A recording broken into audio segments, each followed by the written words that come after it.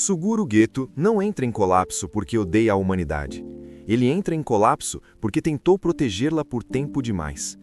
Em Jujutsu Kaisen, Gege Akutami constrói um mundo onde o mal não surge do sobrenatural, mas do acúmulo silencioso de emoções humanas não elaboradas: medo, frustração, ressentimento, culpa. As maldições não invadem a sociedade, elas são produzidas por ela. Nesse sistema, Geto ocupa uma posição psicologicamente insustentável. Ele é alguém que enxerga o sofrimento humano com clareza demais e ainda assim se obriga a defendê-lo. Enquanto outros personagens aprendem a se anestesiar emocionalmente, Geto permanece exposto. A pergunta que atravessa sua trajetória não é heróica, ela é corrosiva. Até que ponto a moral continua sendo virtude quando se torna fonte contínua de sofrimento? Este roteiro não analisa um vilão, analisa o momento exato em que a empatia, sem reciprocidade, se transforma em ressentimento organizado.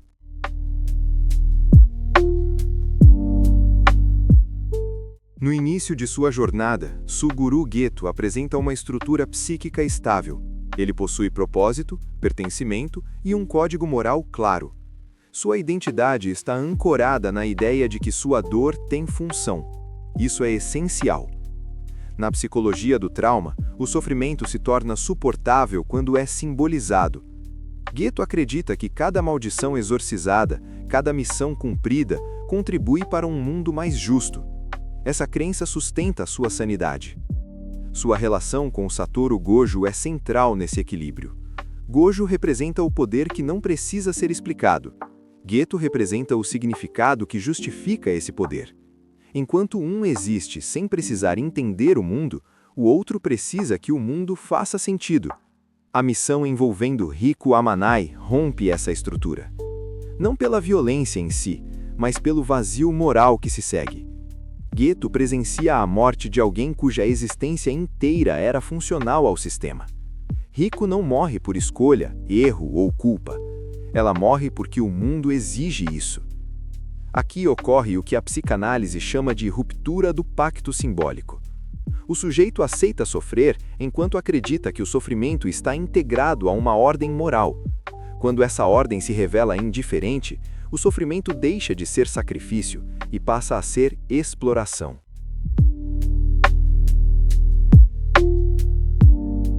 Depois da morte de Riku Amanai, algo essencial se desloca dentro de Suguru Geto, mas não de forma visível. Não há colapso imediato, não há crise aberta, não há grito. O que ocorre é mais perigoso. O sentido começa a se dissolver silenciosamente. Geto continua cumprindo missões, continua exorcizando maldições, continua funcionando. Externamente, nada parece quebrado. Internamente, porém, sua experiência subjetiva do mundo muda. A realidade deixa de ser moralmente organizada. Ele não enxerga mais coerência entre sacrifício e recompensa, entre dor e propósito. Na psicologia existencial, esse estado é descrito como vazio de significado. Não é depressão no sentido clássico. É a sensação de que o esforço psíquico investido em ser correto não retorna nada além de mais desgaste. O sujeito continua agindo, mas já não acredita profundamente naquilo que sustenta suas ações. É nesse contexto que o ato de consumir maldições ganha seu verdadeiro peso psicológico. Cada maldição ingerida por Geto não representa apenas uma ameaça eliminada. Ela representa o contato direto e repetido com o que a humanidade produz de mais disfuncional. Medos irracionais, ódios sem alvo, frustrações acumuladas.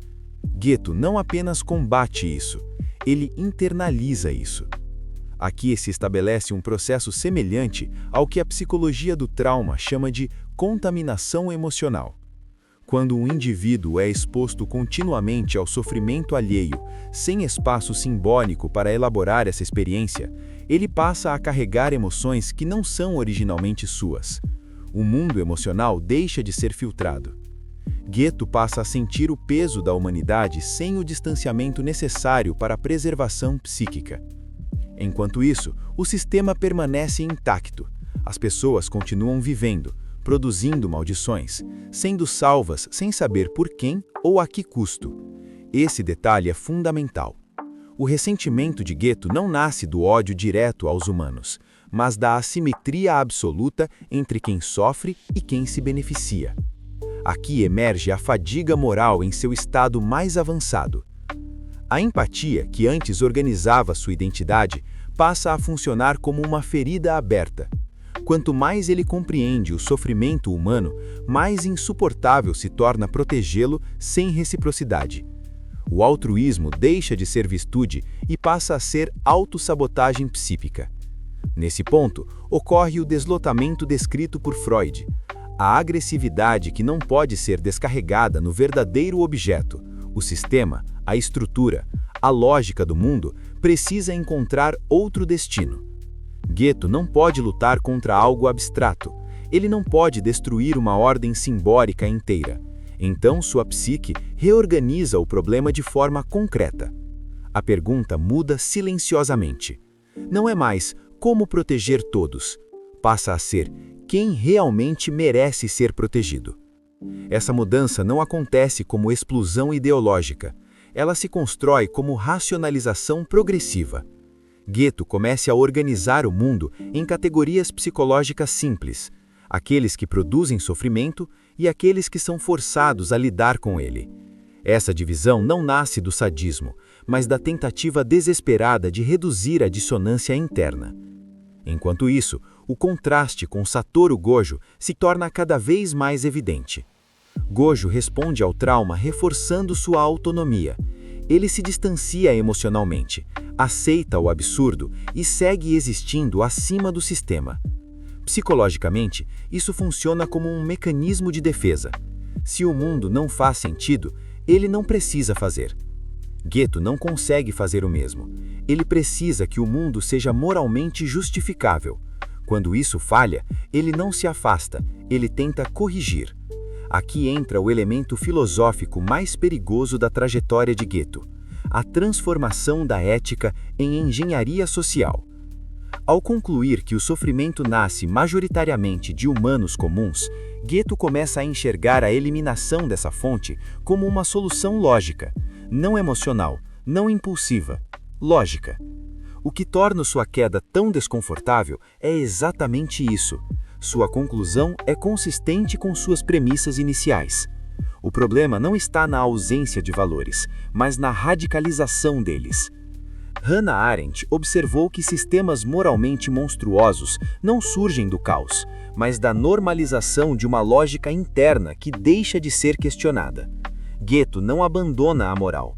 Ele a leva longe demais, sem freios afetivos, sem espaço para ambiguidade.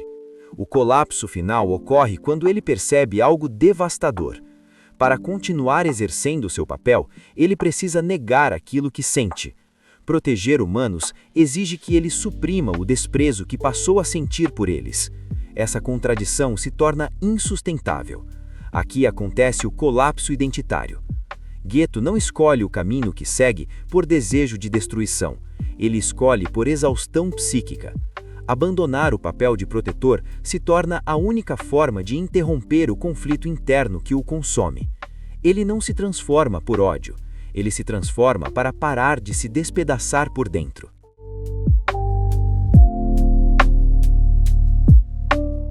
Suguru Geto não representa o mal absoluto. Ele representa o limite psicológico da empatia sem retorno. Sua trajetória expõe uma verdade desconfortável.